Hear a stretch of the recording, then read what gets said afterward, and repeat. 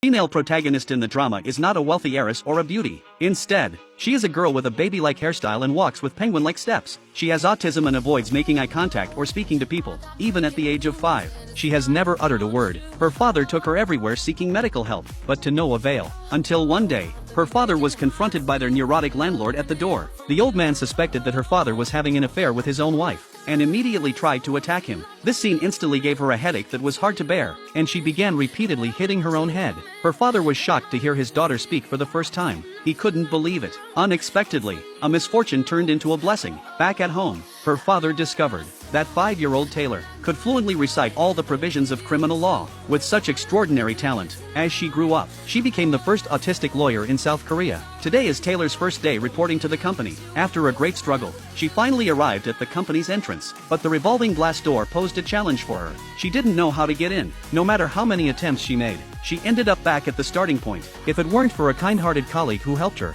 she might have been late on her first day of work. Inside the boss's office, she had to count down from 5 before daring to step inside. When the boss asked for her name, she immediately delivered a unique and distinctive self-introduction. The other colleagues couldn't help but burst into laughter. The boss didn't understand why the company would hire someone like her. So, he went to the chairman to inquire about the reason. He believed that as a lawyer, one must have good social skills and debating techniques, but he couldn't see any of that in her. The chairman told him that Taylor graduated as the top student from the law department at Seoul National University, and that one shouldn't judge a book by its cover. Last time, the chairman seemed quite determined, and he didn't continue to argue further. He then assigned a newly accepted case to Taylor, wanting to see if she is capable of handling the job. The protagonist of the case is an elderly couple. Due to the old man's mental illness, he is always suspicious and paranoid, doubting that his wife is involved with someone else. The two often have big fights and arguments. One day, the old lady accidentally hit the old man with an electric iron, resulting in the old man being hospitalized for emergency treatment. The old lady was also charged with attempted murder.